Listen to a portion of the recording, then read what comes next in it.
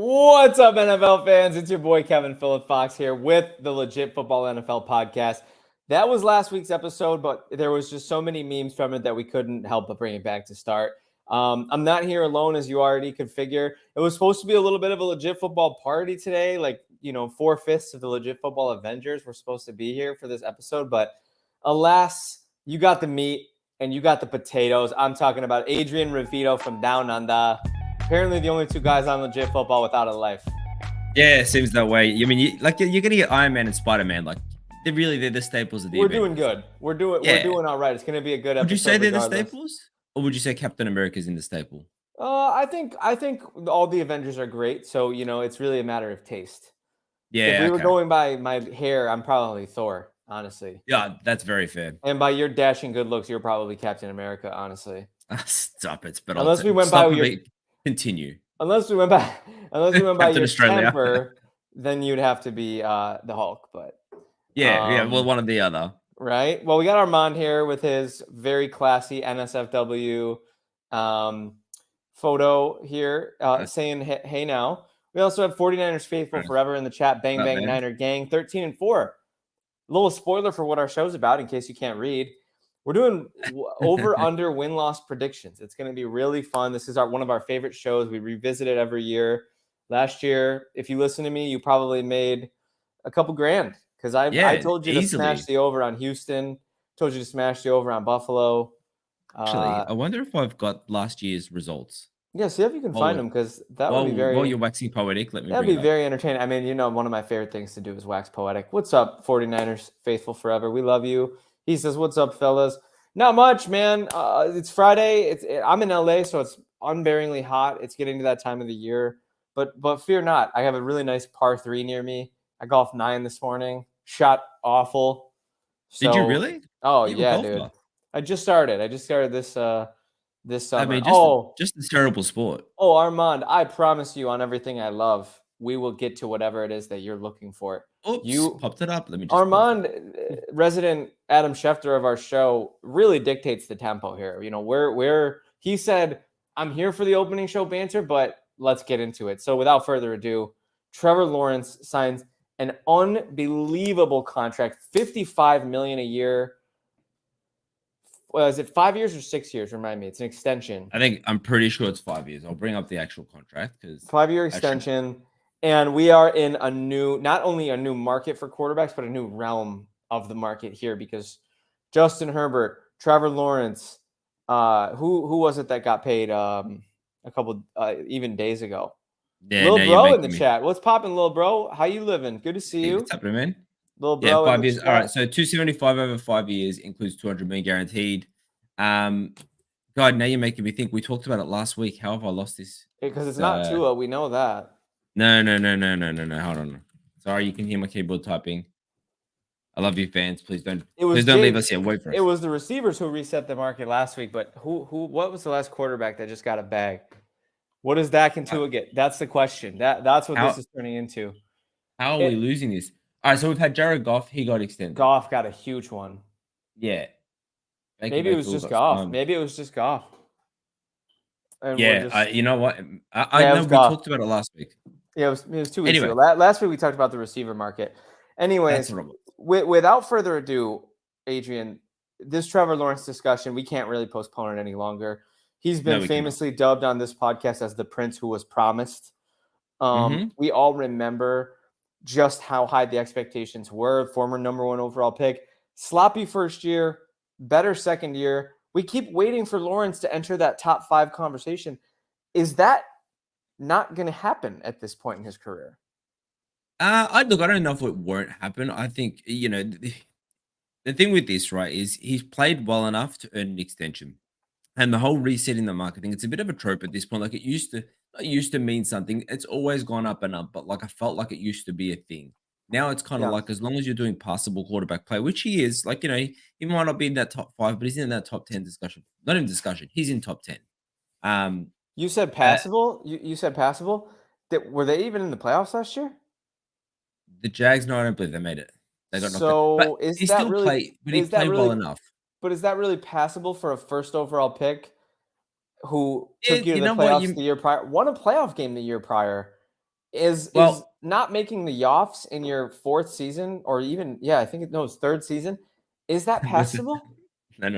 You're just gonna throw in Yoffs as a word, and we're just gonna skip past It's it a like that's a word. real Yoffs. It's slang term for playoffs. Get with the program, brother. The kids say it, so I can say it too. Thank you. See, there it is.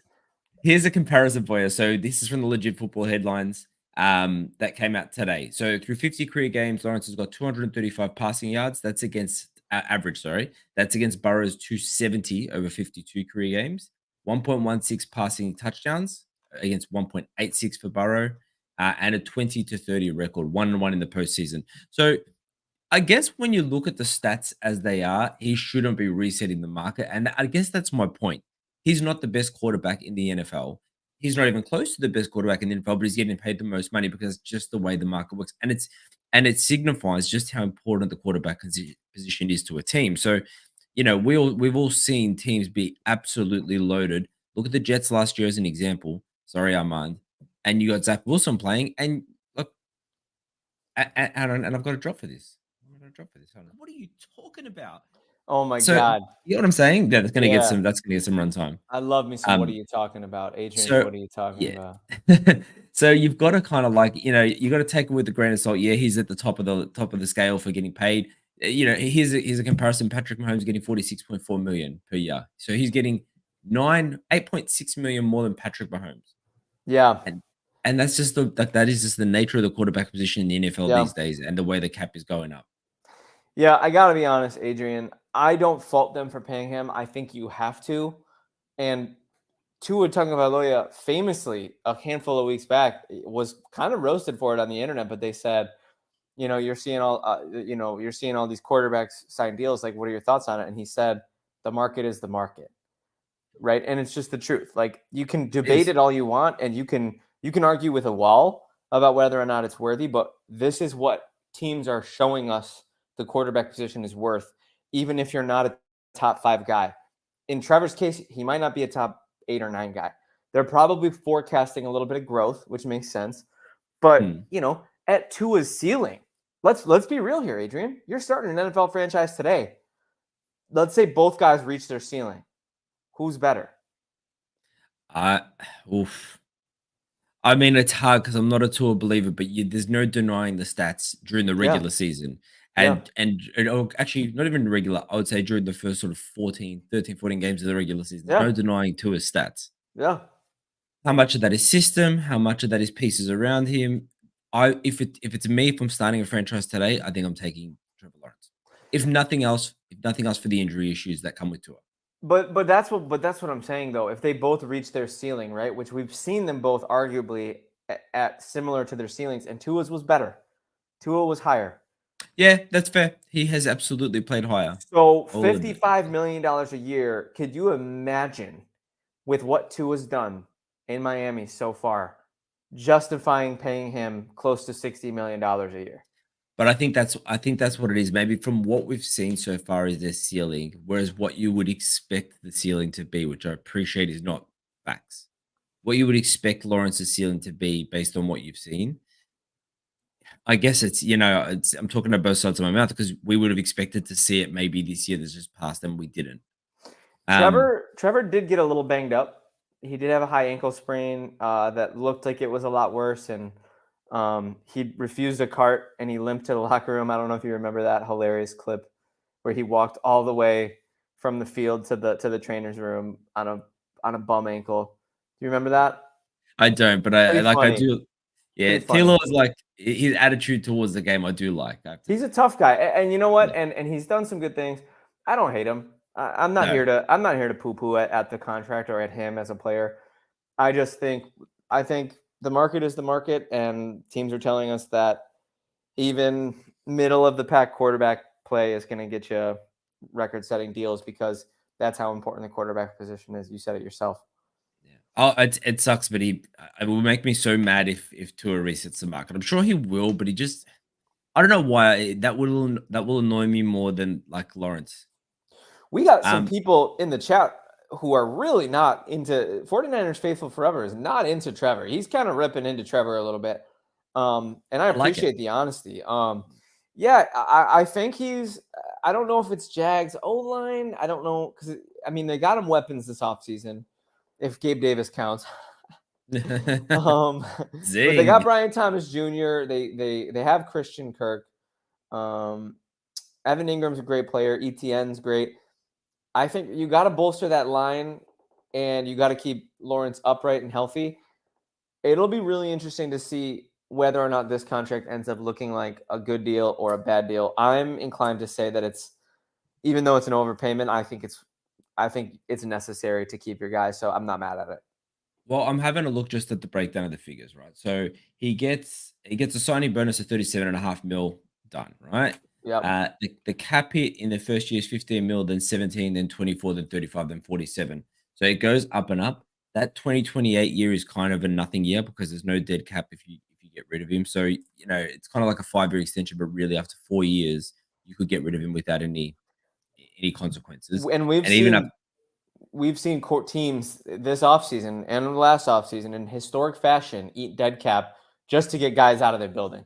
Buffalo did it with Stephon Diggs. The Broncos did it with Russell Wilson.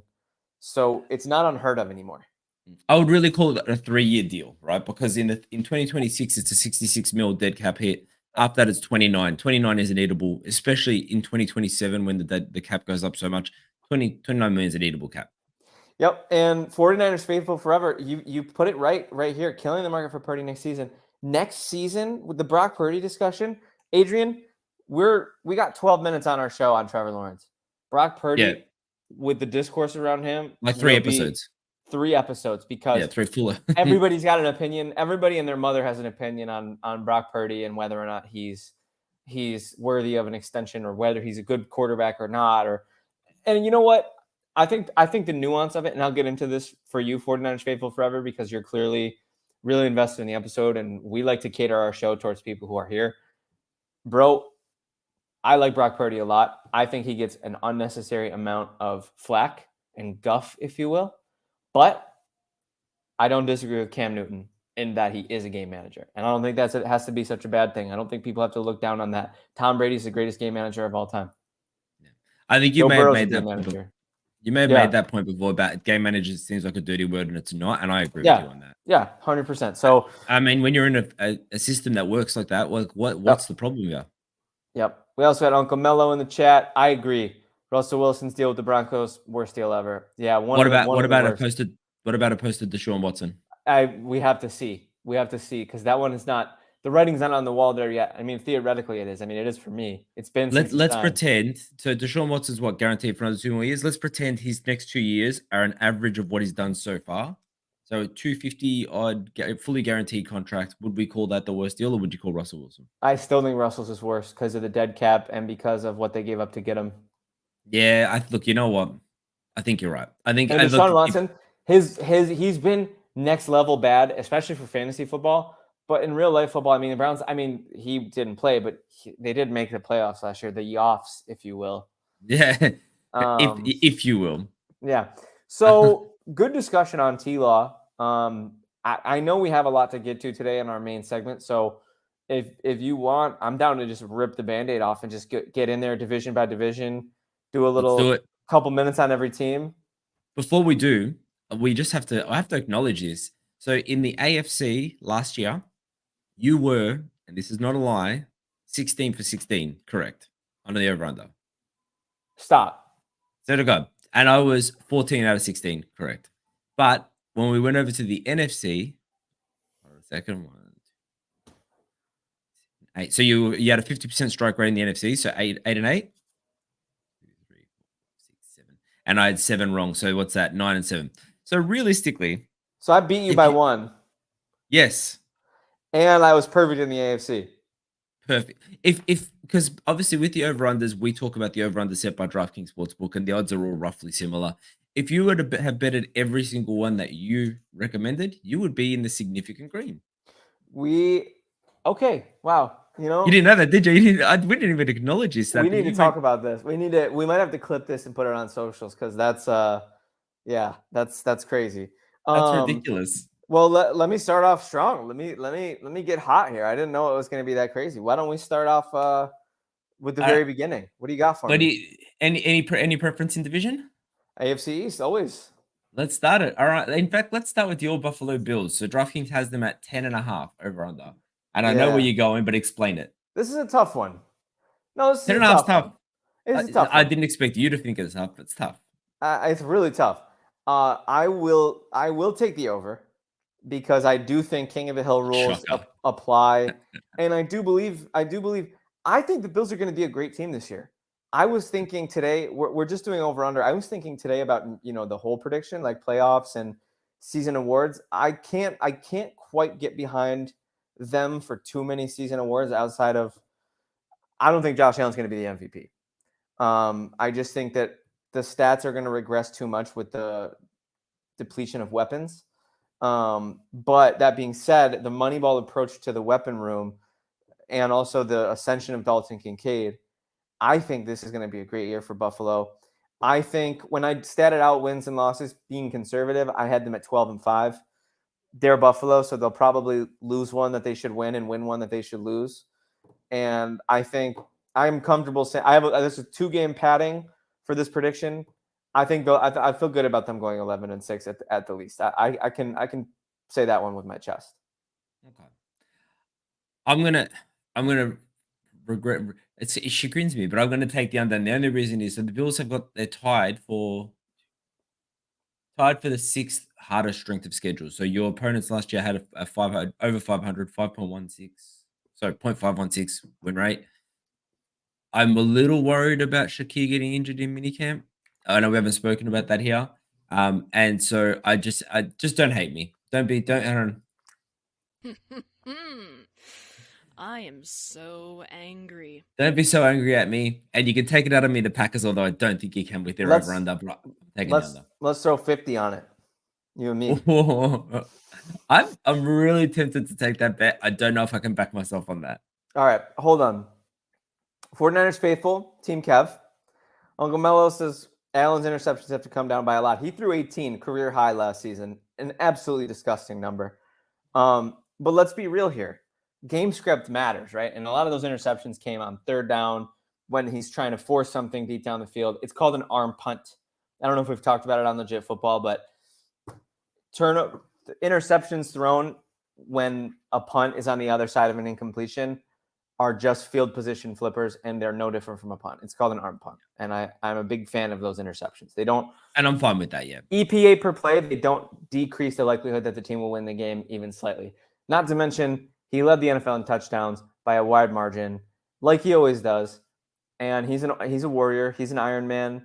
I'd love to see a season where he stays fully healthy the whole time. I think Coleman will shock some people. Have a good rookie season, not a great one. I think Kincaid will be the premier weapon, Baby Cook. And I think the Bills will win games a lot more, not ugly per se, but with a lot less. I don't think they'll win too many 42-14 games this year like they've been winning the last handful of years. I think it'll look a little different. So for what it's worth, FWIW, I think they're going to make the playoffs still. I just think they're going to go maybe 10-6 because they went 10-7. They went 11-6 last year, right? 11-6. Yep. You've lost a few weapons. If the Jets stay healthy, that matters. The Pats are gonna be better. Like I think so. Spoiler alert, Pats is a 4.5. I would bang that over all day. I might.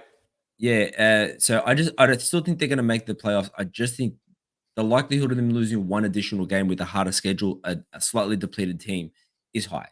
I think good teams overcome that, but anyway. Otherwise we'll be here till super fair. Yep. All right. Let's go to the Pats 4.5. I am hitting the over on that straight away. Yeah, me too. And they're a contender for me for offseason darling team. I did it for Houston last year. So weird. Their over under was like what 6.5, and I said I would take the over on 8.5, and they won 10 games, 9 games. I can't accept you having. I feel like maybe we can get Legit Football to put out a post where people are allowed to vote on your contenders for off-season darlings. Yeah. And if Pats get a single vote, I'm going to be upset with the listeners. You know what? I just think like I value my analytic integrity over my fandom. Not in terms of in general, obviously. Who are you? You've changed. No, obviously fandom is the most important part of being of watching sports, and that's why I keep coming back. But I'm not gonna lie to you, even if I have emotions attached to it, I'm not gonna lie. I think Drake May is a great quarterback. I think Jerod Mayo was a great hire. I think they're doing sneaky under the radar moves that make them a little bit better. Yeah, I could definitely see them winning. I mean, 5 games at minimum, but I could see them winning up to 7 or 8 even. Well, for context, they have the lowest over/under in the league, so they're looking at as far as DraftKings is concerned, they're the number 1 pick. That means for some really bad teams, it's going to be tough. There's going to be some tough decisions. Yeah, I don't know. I guess I don't see it. Yeah. Just looking at their strength of schedule, where do they sit? Tied 8th. Yeah, I don't know. I don't see 4.5. 4. I don't see them going 4 wins. All right, Dolphins 9.5. This is a hard one, actually. It's a really hard one. They went 11-6 last year. Yeah, I do think, despite my better judgment, I do think I'll take the over as well. Because I think they'll probably sneak their way into a wild card again and get blown out in the first round again, just like every year. I think that's. Can we tackle this together, right? So Dolphins are 9.5, Jets are 9.5. So if you're putting them over, you're putting the Jets under, or because that's where I find it hard. I don't mean to stir the pot with Armand, and I think hope is one of the best. You to stir it. I hope is one of the best drugs, and I don't want to deny Armand his hit of hope today, but I am terrified. You have, like, logically speaking, like with everything that's going on with the Jets and Rodgers another year older, coming off a torn Achilles. I think 9.5. Yeah, I'll take the under. And I'm sorry, Armand. I hope it's not that for you. And the league is more fun when the Jets are better. Hopefully down the road. Hopefully, I don't think Rodgers is going to be the guy. I think it'll be the next quarterback after Rodgers. Hopefully they can. Your boy Tyrod Taylor, the free agent or something along those lines. Yeah. You mean next year? Next year, I just think maybe they go 8-9. Or even 9-8, and maybe you get lucky and go to the playoffs in that scenario. But I think the Jets, I don't think they win 9 games. Funnily enough, I don't think 9 wins will get you in the AFC. I don't think it'll get you to the playoffs this year. Yeah. I mean, I said the same thing last year. So I'm going to flip that. I'm going to say under on the Dolphins, over on the Jets. You believer in the Jets? No, look, I mean, I want to believe. Sometimes I make these picks based on what I want to happen. And this is one of them. Yeah, absolutely. And I want Rodgers to be good. I want Jets fans to get the season they were promised. The one they were promised with Vinny Testaverde, really, but like now with Aaron Rodgers. So look, I'm looking at who they added. They've got Tyrod Taylor behind him, and I believe I'm saying Tyrod like an absolute loser, but I believe that's how he said it's pronounced. I've never liked it. It's Tyrod in my head. I love Tyrod.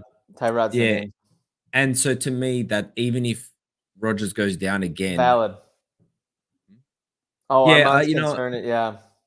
I mean, look, Armand, you know what? The only thing I'll say is Nathaniel Hackett is not coaching staff. He's basically Aaron Rodgers' hype man, and he doesn't do anything besides hype up Aaron Rodgers. So as long as Rodgers is playing that position, he's going to do what he wants to do, as he did in Green Bay, and do well with it. So it's really, if he stays healthy the entire season, I think 9.5 is going to be an easy over.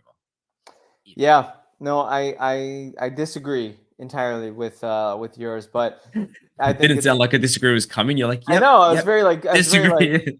Yeah. No, I mean, agree to disagree. I mean, one of us was perfect in this conference last year, and one of us wasn't. So should have saved those results till the end of this. You really should have. Yeah, you really should have told me that, dude. My head is the size of a hot air balloon right now, and it's also full of hot air as well. Yeah, absolutely. So let's move to your former preseason darlings, the Texans, 9.5. They are the conference champions according to DraftKings because they are highest over under. Wow. Not conference. Sorry, the division champions. Yeah, I think 9.5 for the Texans. I will begrudgingly take the over, despite the fact that they have become my sworn mortal enemies now with the acquisition of Stephon Diggs, and with CJ Stroud becoming sort of a less than stellar media personality, in my opinion.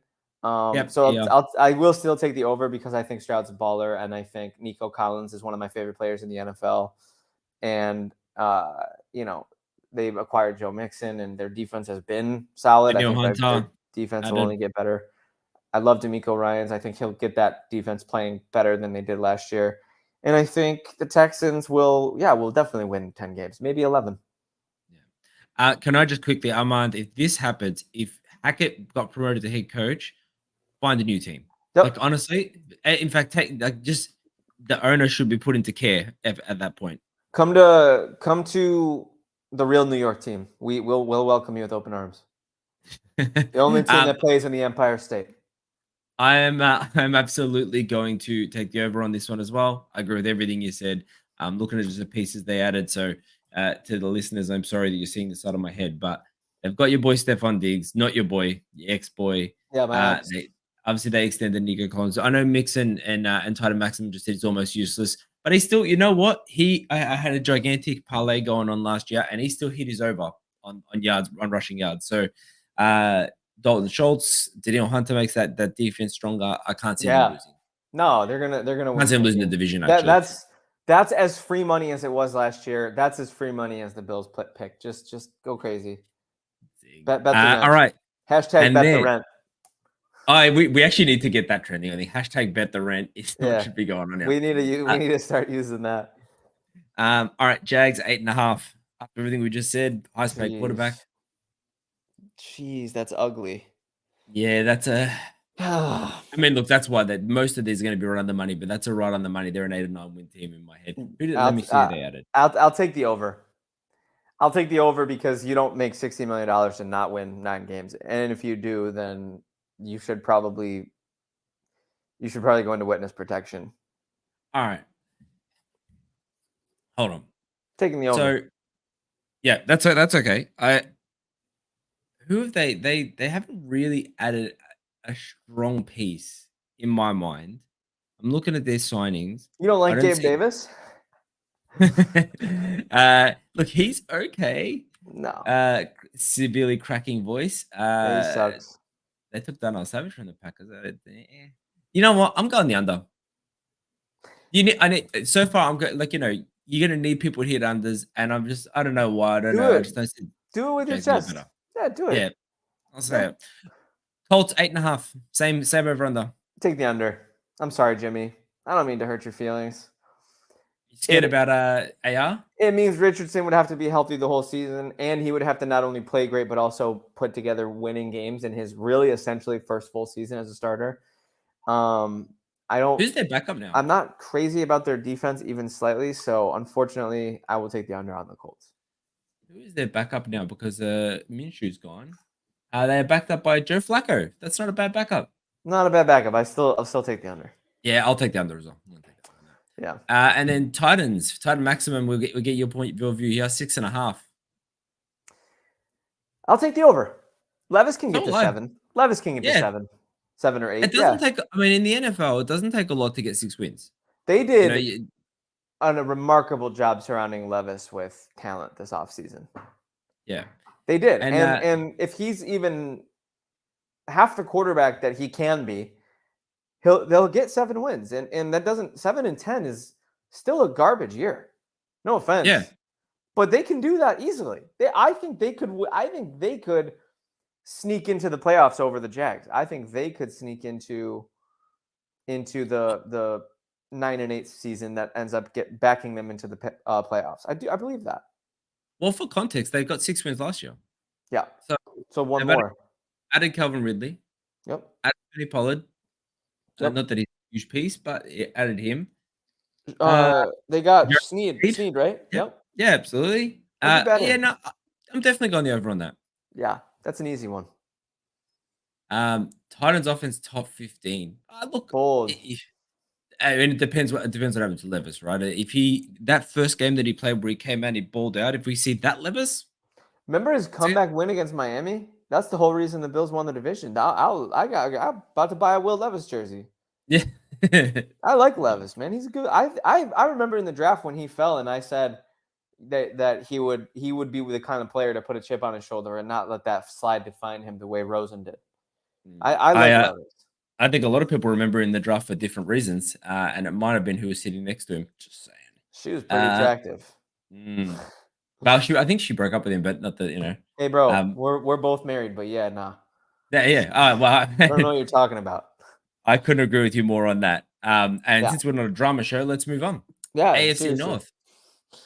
AFC North. Ravens 10.5. This is actually the North's a hard one. Can I say that? So here's just the picture. Ravens 10.5, Bengals 10.5, Browns and Steelers 8.5. Might be the highest average. Might be the highest average window. I got you. I'm about to cook. Ready? I'm about to cook. Please. What did you say? Bengals? What were again? Both 10.5, Bengals and Ravens. That's tough. I'm gonna take the under on the Ravens because I think Lamar will miss a couple games and they'll regress to the mean. And I'll take the over on the Bengals because Joe Burrow will be fully healthy and he will have them set up to be a top 3 seed in the conference, and they'll have a bounce back year. Okay, I like that. And then 8.5 Steelers Browns.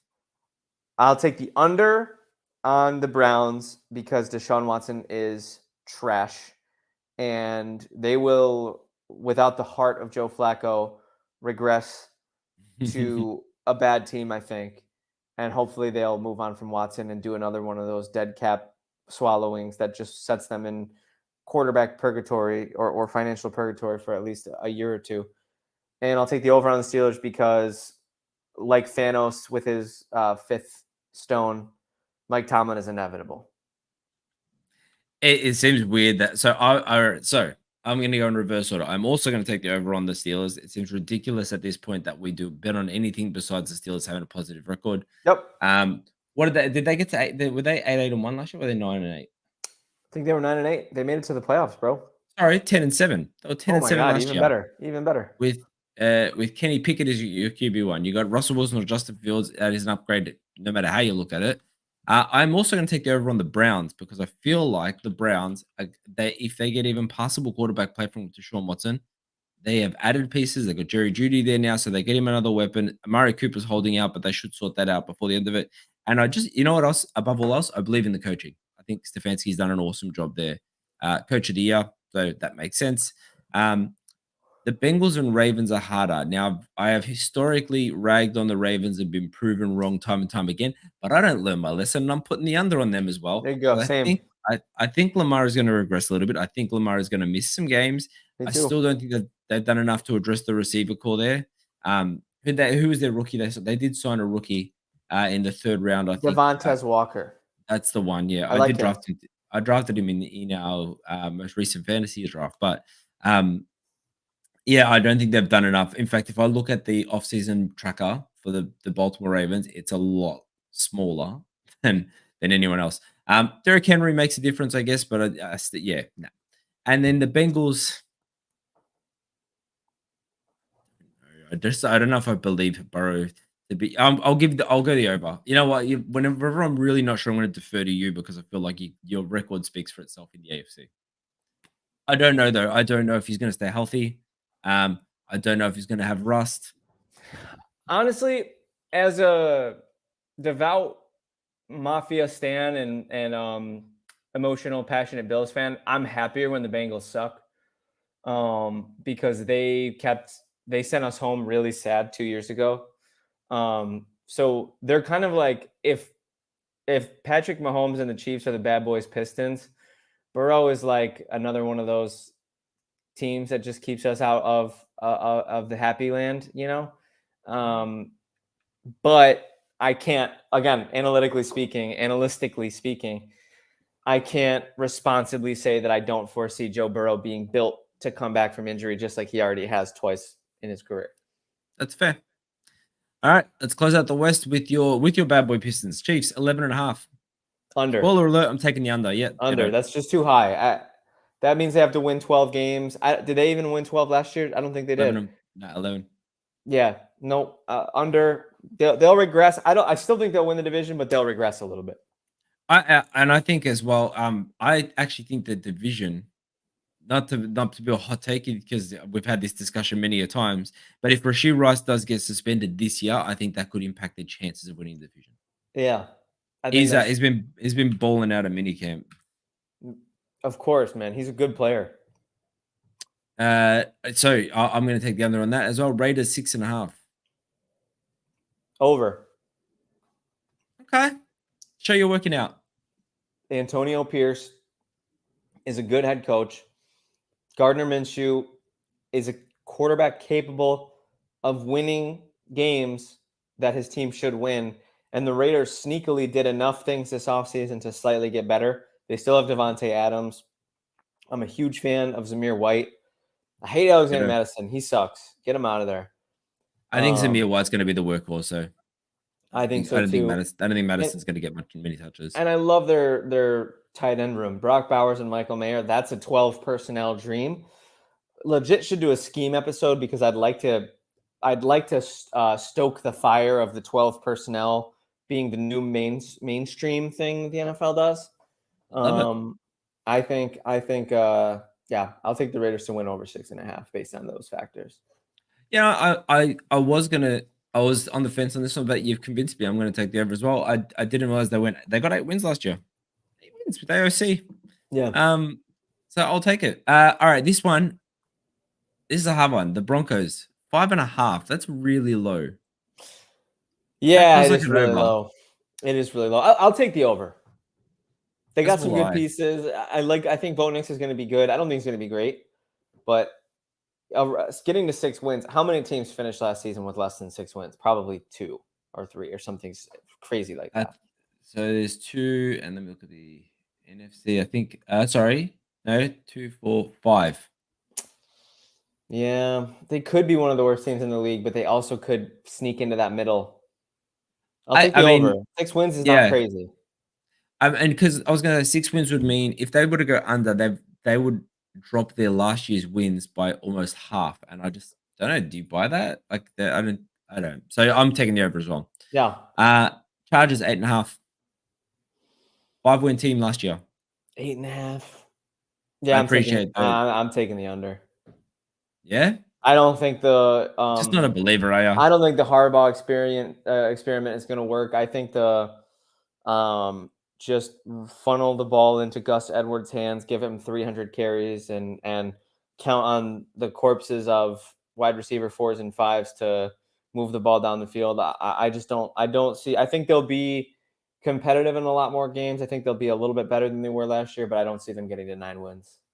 Pop quiz. Who's their wide receiver 1? Do you know? I mean, I would say Ladd McConkey. But it's Josh Palmer. Is on their depth chart. Josh Palmer is their wide receiver 1. Who you said had no dynasty value. I stand by that. I offered you him in a trade in dynasty, and you said no. Quentin Johnston is there too. He sucks. He was a very big, actually he had a lot of promise last year and then just disappointed. Yeah. And then Ladd McConkey, who we both love. Love Ladd McConkey. Is currently I feel bad picking against his win total, but I have to. And then Gus Edwards is their running back. I do love Kamani Vidal. And I think I missed out on him in the Legend Football Draft. I'm going to go the under. Their team sucks. There you go. That's another drop. I'm going to cut that one. That was kind of mean. I do like Harbaugh, and I believe in what he wants to do. I like Joe Alt. Obviously, he makes a difference. Love Joe Alt for sure. I just don't think it's 9-win team. Yeah. All right. That's the AFC wrapped up. We're doing it. Wow, killed it. Yeah. NFC time. We're big boys now. All right, let's do this. All right, we're starting on home hill straight away. 9.5 Packers. I'm taking this first. I appreciate you said that. This year, it to me is a really, I think it's an underrated number, but the Packers are so hard at the moment. Actually, I think so everyone's all in on Jordan Love, as am I. You saw what he did. You saw how he finished the season last year.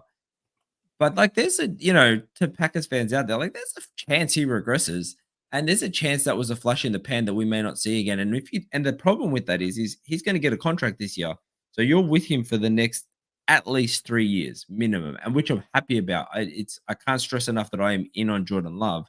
I just let's not pretend that this is the first time someone has flashed in the pan and dropped off. It's not the first time that's happened. So if he does even 70% of what he did last year, this is an easy over. And I'm taking the over, of course.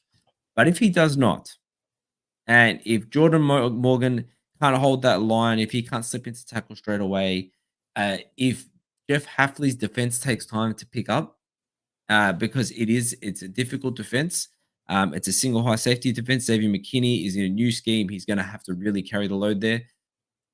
There's a chance this could go under, and there's a chance this could go bad. I don't want to believe it, and I don't want to say it into existence, so I'm taking the over, but I'm scared. I'm a little nervous. Wow, yeah, you seem like you're sort of like you almost sound like you have a gun to the back of your head taking that over.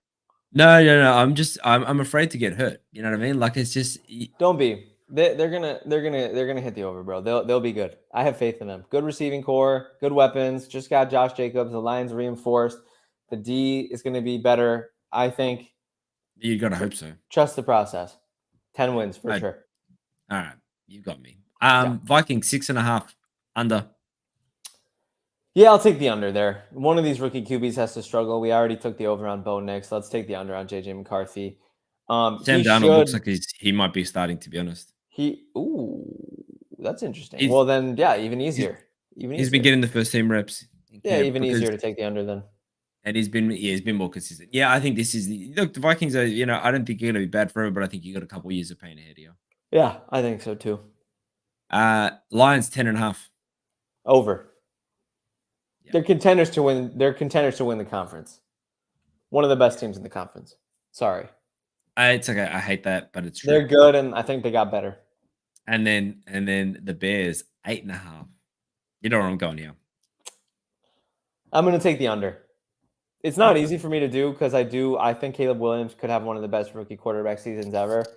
And I think they could explode at times. And their defense isn't terrible. But it's just betting on something that isn't likely. That's a lot of wins. That's a winning team. Yeah. Put me down for the under. Agreed. I think the thing to remember, they went 7 wins last year. And everyone's sort of like, yeah, Justin Fields is like, you got the same coaching staff. You've got the same scheme.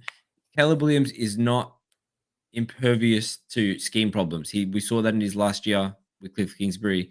So yeah, exactly. And he's still a rookie, and that's not to say that he's going to be a bust or anything. It's just I think going into the expecting them to be a winning team and make the playoffs and all that. It's kind of funny. It's like I remember last year people were like saying that because Dalton Kincaid, he had a historic rookie season, but he still didn't have as good of a season as some people expected. Yeah. I think that's going to happen with Caleb. He could have a historic rookie season and still not win 9 games. That's what I think. And I think, and it's funny you say that because I think the tight end position is one where historically they don't hit the ground running. Right. QBs are obviously they come out of college a lot more prepared for the NFL at the moment. Or I guess in this modern era, but you're right. It still takes time. The game moves faster, moves different. You're not playing against them like ham and eggers at a terrible college. Like everyone is good. This is the thing. I think it's hard. You look at someone like the Panthers last year, like man, the Panthers suck. It's like the Panthers they're a good team. But they're 5% below or 10% below the best teams, and so that's in the NFL. That's enough to give you only 2 wins. Yeah, the margin between the worst and the best is a lot closer than people realize. Yeah, as opposed to college, where like the margin between the best and the worst is significant. So, anyway, that's just me just getting on my soapbox. Waxing poetic. Love it. Let's head to the south. So the Falcons 9.5, high expectations. I'll take the over. It's not easy to do. I'm going to take the under on that. It's Kirk Cousins, and he's the kind of king of the 8-8. 9-7, 8-9, 9-8 season. So, but I think they've done enough to get better, and I think Kirk Cousins has at least 1 or 2 more great years in him. I really do believe that.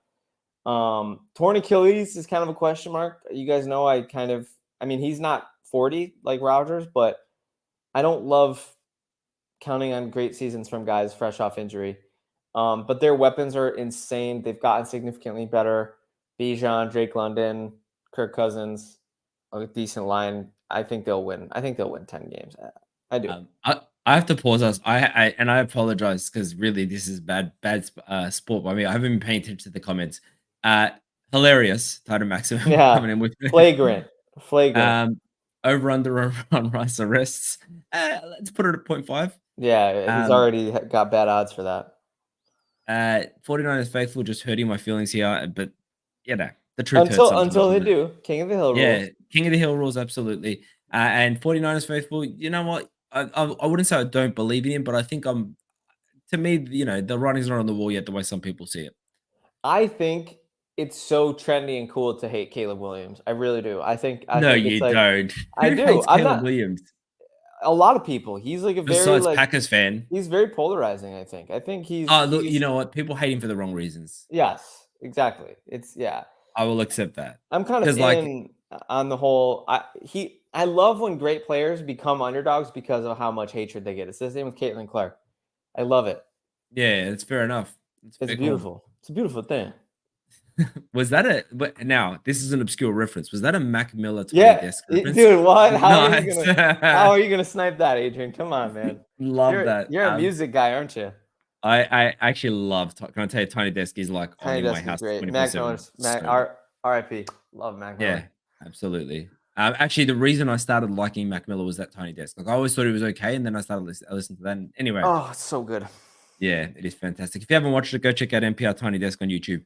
And Not a NPR Tiny sponsor. Desk pay us. Yeah, pay us. So, Bucks 8.5. Under. It Doesn't hurts feel me, but good. Doesn't yeah, feel good. it hurts me bad. They got it last year. They made it to the playoffs. They won a playoff game. I even think Baker will be good. I don't even think that this is a sign of, but they lost Canales, and I think Canales was the quarterback whisperer. Yeah. And I think I have to agree with you here. I think they're gonna get. I don't think they're gonna win 9 games. I'm gonna see if I can position myself so the water I just dropped on my top is in the screen. I don't want the Bucks to go under. They're always going to be my darlings when Baker Mayfield's there. Wherever he goes, I'm going to like that team. But I just don't see them. I don't see them hitting the over yet. I think their division got better as well. Some teams got to fall off, Yeah. Saints 7.5. I'm also taking the under here. Bet the rent under. Bet the rent under. Yeah, no I just chance. do not see them. They No went chance. 9 wins, and they went 9 wins last year, and they had, and this is true, the number one easiest strength of schedule. What are they at now? They'll probably still be high. Oh no, yes, they have the number one easiest schedule again, tied with the Falcons. Oh God, how's that happen? I mean, because you know what, you know how it happens because you're in the South. That's how it happens. So 60 of your games are going to be super easy. I still think. So this is coming up to the next one. So the Panthers are 5.5, which I'm going to take the over on. I think the Panthers will improve, and I really hope Bryce Young's proves some people wrong. I feel like people are already checked out on him, and I'm not sure that that's fair. So I think the Saints are going to be the losers of this division. I'm banging the under on them, and I don't think the Panthers are going to blow anyone's socks off, but I think to get to 6 wins is possible for them. Who is this for? Panthers 5.5. Under. You think they're going under again? I do. I think Bryce Young will be a little bit better, and I think it'll be a little easier to stomach a lot of what goes on with the Panthers. But I don't think they'll get to 6 wins, man. I don't think they're that good. Yeah. Dennis Allen is trash, objectively. Absolutely. Yeah. He kind of inherited that job because they weren't ready to lose Sean Payton, and then they're still not ready to lose. Sean Payton's understudy. Yeah. All right, we're killing it. Let's move over to the East. Let's freaking go. All right. Yes, you are correct, 49ers faithful. That he will always be in Stroud's shadow, even if he balls out, unless Stroud absolutely sucks, which is not going to happen. Yeah, he's always going to be in his shadow. All right, this is such an easy under for me. Cowboys 10.5. I mean, I know their regular season kings, the Cowboys. I will take the over. I will. Will you? Yeah. I'm putting the under on there. I don't think they're going to be good this year. Dak's good. Lamb's good. The defense is good. They were excellent last year. I think they'll get the over, man. I don't know. Look, maybe it's just I think I'm overcompensating for always believing in the Cowboys preseason and then them disappointing later in the year. So I'm taking it. I'm also taking the under on the Eagles 10.5. Yeah, under. No doubt under. Yeah, that's the wheels fell off last year. I think we've seen them for who they are.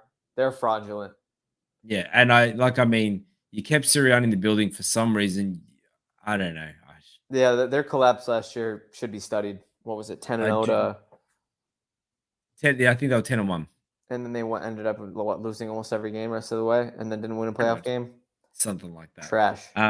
Looking at I'm just bringing up their offseason moves. Kenny Pickett, lol. Saquon Barkley makes a difference, I guess. But they lost Jason Kelsey, and the tush push was only possible because of him.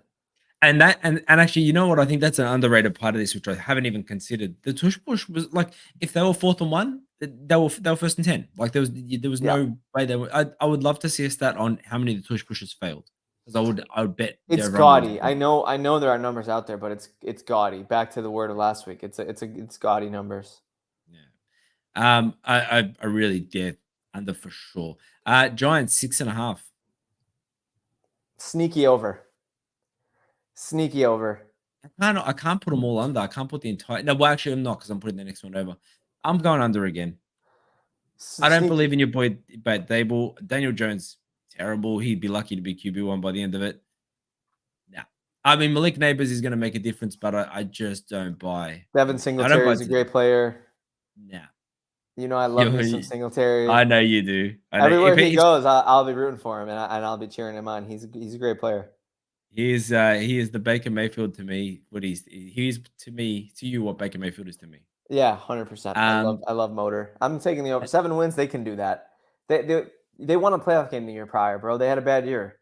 Dimes tore his ACL, but they were all sorts of not just bad. They were hot garbage for a long time. And the previous year, I'm sorry, but they won that because Saquon Barkley. Yeah, Saquon Barkley was great. Yeah, and him losing him is such a big piece. Yeah, it's true. And then Commander 6.5. I'm taking the over. Yeah, I'll go with you on that one. I'll take the over there. I think this division is going to be a little topsy-turvy this year. There's always a lot of turnover in this division. So, I'll take the over on Commanders. If, like every year, and I mean every year, there's a division where people kind of count out, and then it ends up being awesome and competitive. And there's one that people like think is going to be amazing, and it ends up like not being good at all. I would put the East as like somewhat competitive. Just like I think that they all have a chance to get to sort of 9-10 wins, playing each other, because I could see the Eagles being terrible. The Cowboys, I think, will do well. Yeah. Commanders, I'm interested to see what the Commanders do. That's one of those divisions that, like, I swear to God, they're always all between 7 and 10 wins every year. Yeah. It's been different for the last couple of years with Philly and Dallas being better, but this year I think we'll see the division do this. I think, agreed. We'll level out. Except for the Giants. Yeah, I know. The Giants are like. I don't agree. I don't agree. All right, let's finish strong. Niners 11.5. I'm taking the over. I'll take the over too. I just don't see a world where they don't have an excellent season and probably win that 1 seed going away like they always do. And knock the Packers out of the playoffs. Yeah, it'll happen. Hopefully not. Hopefully not the second part. I hope not. All right, the Rams 8.5. It's a tough one. I actually don't know. 8.5. All right. Over. So you know what's annoying is like they're going to be 8 or 9 wins. It's not. There's some everyone does run the money. He's good, and he's got a last dance in him. And Puka Nacua is excellent, and Cooper Kupp hopefully is healthy. Kyron's a great player. Their defense is good. Yeah, they lost Aaron Donald, but you know what? I think they can be competitive, and I think they're going to win 9 or 10 games. And I think I'm taking the over. Kyron's been a bit banged up. Might not be ready for the season starter. He'll come back. I'm going to just be the contrarian and take the under. Just so we've got something to separate us when we look at the results here. That's fair. We got a lot of different, no? Oh yeah, we've got a fair bit different. Yeah. But yeah, we're not identical. Right. Seahawks. Actually, you know what? Normally you and I are in a bit of lockstep, but there's the only one is the South, I think, where we've picked the same over-unders all the way through. Yeah. All right, anyway, that's okay. Seahawks, 7.5. It's like a close your eyes and it's flip a coin. I'll take the over. I'm not in on Geno, but bye. I think they'll win some games. I think they'll win 7 games or 8 games. No, I have to take the under. Yeah, I have to take the under. I don't. I'm happy taking the under. Yeah, I got to take the under. Can I? They've committed to Geno, which is is notable for them because they didn't have to do that. Yeah, they got 1 more year. Yeah. All right. Let me have a look here. So I got Sam Howell. Snore. They didn't really bring much in. You know what? The defense. I think the defense will be good. I think they'll be better than we all think. I really do, but I can't get to 8 wins in my head. Yeah, and a strong secondary, which they absolutely have, is going to do wonders for them. So, but I'm going to stick to under. Yeah. Yeah. And then the Cardinals 6.5. Under. See, sneaky over for me. Think they'll be a bad team again.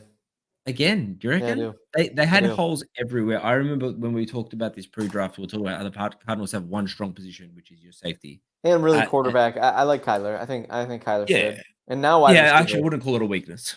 You're right. For my sake, I hope they freaking lose the opener, man, because I'll be there in Buffalo. I do too. I do. It's I never want you to go to a game and have to watch the Bills lose. It hasn't. It's been. They've won like 5 straight that I've been to. So knock on wood. I'm not saying you're the reason, but stats might be. Might be analytics, right? Yeah. So I'm taking the other. So then yes, and sorry, that's it. So we're done. We did it. What a freaking episode, man. We rapid fire over under NFL win totals. We learned last year. You roll with Kev. Chances you double your money are pretty high. If you parlayed the AFC last year, I'd love to know the payout on that, dude. Do a 16-team parlay where you take the over-unders and tell me what the payout is. Well, I'll tell you what I'm going to do. This is, and I genuinely mean this. I just stuttered. That was weird. I am going to take every over-under that you and I matched, and I'm going to put that in a parlay. I might give it like That's a good idea. I might give it like a two incorrect. What's the like word? A buffer, Yeah, correct. Yeah. So I might give it like just so we could get 2 there wrong, but everything that we matched on, I'm gonna put some money on. I feel good about it. Adrian, anything you want to talk about before we wrap this sucker up? No, you know what? It is the dog days of the off season, and we're getting there. Look, what are we? 80 days out now? Yeah. Something like that. Got to do some fantasy football next week. Fantasy flag plans. We got to bring that. We need a fantasy special. Absolutely. So I just think and these episodes, they're so much fun, and I don't know. I hope the people watching are really enjoying this because we really do try and talk about every team. And I know sometimes we go on our soapboxes about our own teams, but we really do try and keep it, agnostic for everyone. So it's been fun as always, man. And thanks to everyone in the chat. 49ers faithful, killing me with some of these calls. I love 49ers faithful, man. I'm glad we had him in the chat today. We got to bring him back for next episode. Yeah. And Friday, it's hard for me to love you because the 49ers. Pacific. Yeah, the 49ers are my nemesis, so it's really hard for me to love you, but I do. But we do. Yeah. Ladies and gentlemen, you did it. You made it through another episode of Legit Football. I'm your host, Kevin Phillip Fox. He's Adrian Revito from Down Under, and we are out.